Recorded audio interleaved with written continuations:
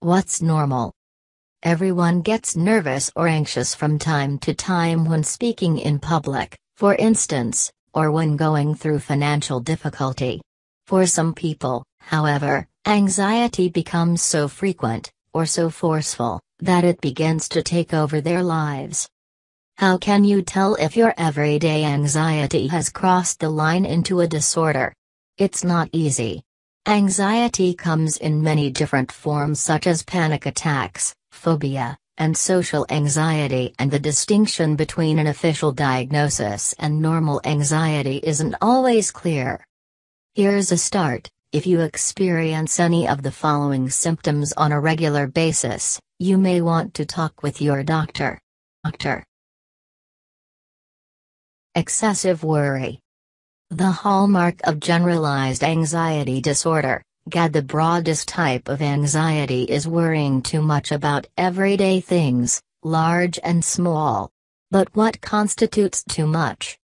In the case of GAD, it means having persistent anxious thoughts on most days of the week, for 6 months. Also, the anxiety must be so bad that it interferes with daily life and is accompanied by noticeable symptoms, such as fatigue.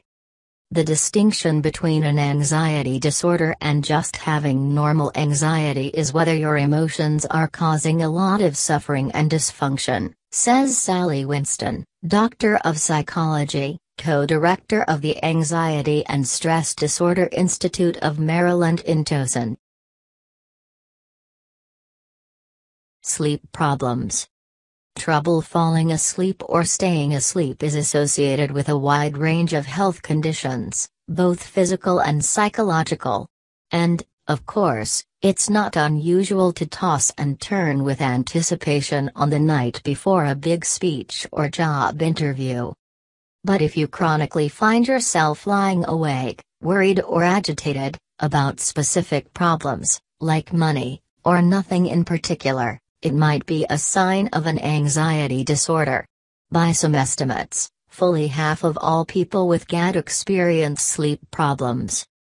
Another tip-off that anxiety might be involved? You wake up feeling wired, your mind is racing, and you're unable to calm yourself down.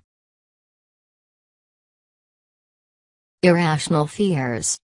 Some anxiety isn't generalized at all, on the contrary, it's attached to a specific situation or thing like flying, animals, or crowds.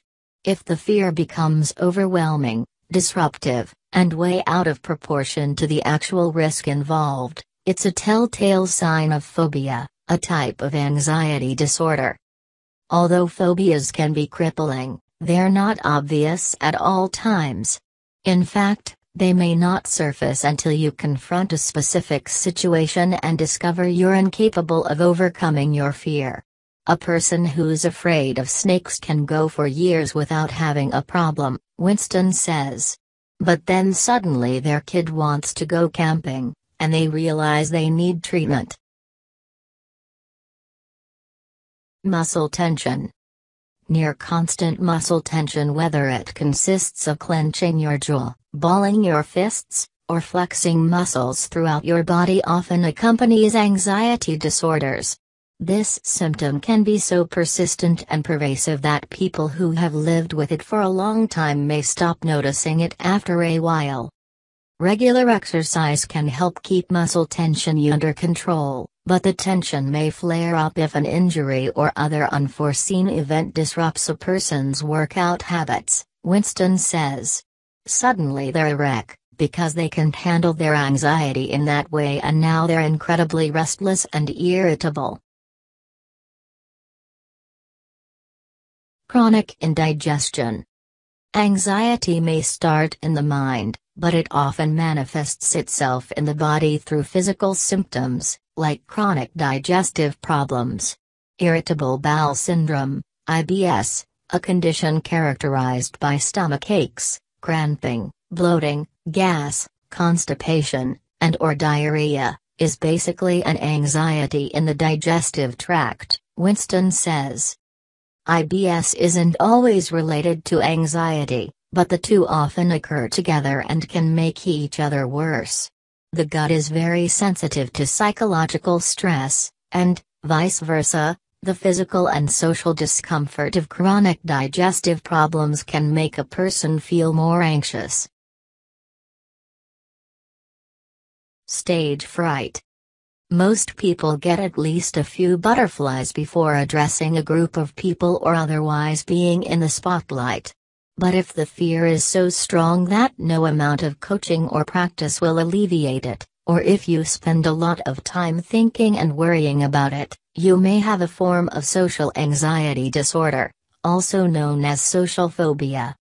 People with social anxiety tend to worry for days or weeks leading up to a particular event or situation.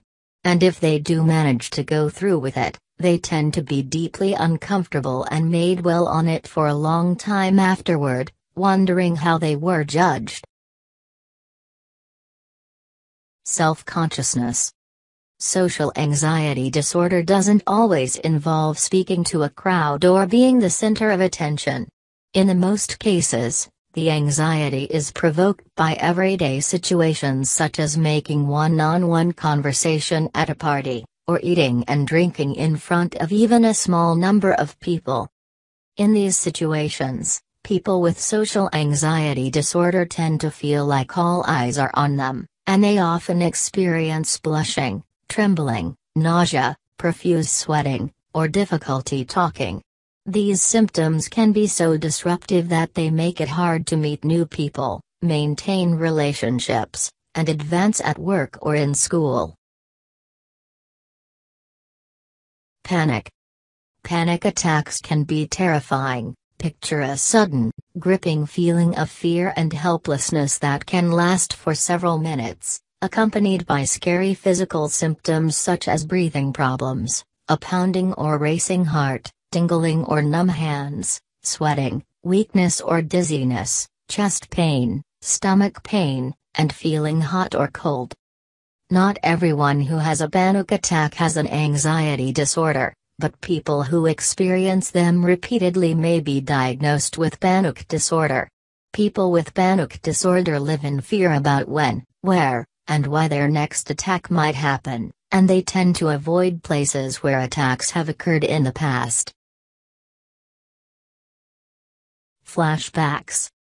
Reliving a disturbing or traumatic event, a violent encounter, the sudden death of a loved one is a hallmark of post-traumatic stress disorder, PTSD, which shares some features with anxiety disorders.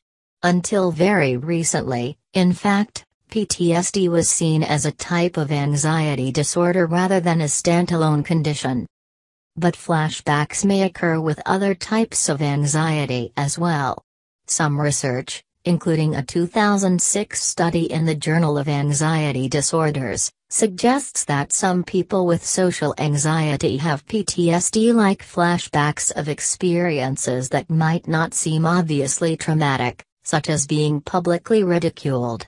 These people may even avoid reminders of the experience, another symptom reminiscent of PTSD. Perfectionism. The finicky and obsessive mindset known as perfectionism goes hand in hand with anxiety disorders, Winston says.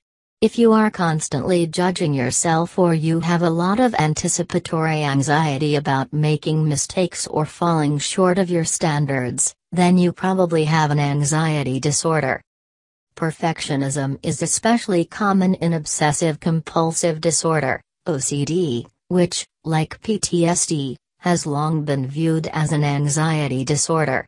OCD can happen subtly, like in the case of somebody who can't get out of the house for 3 hours because their makeup has to be absolutely just right and they have to keep starting over, Winston says.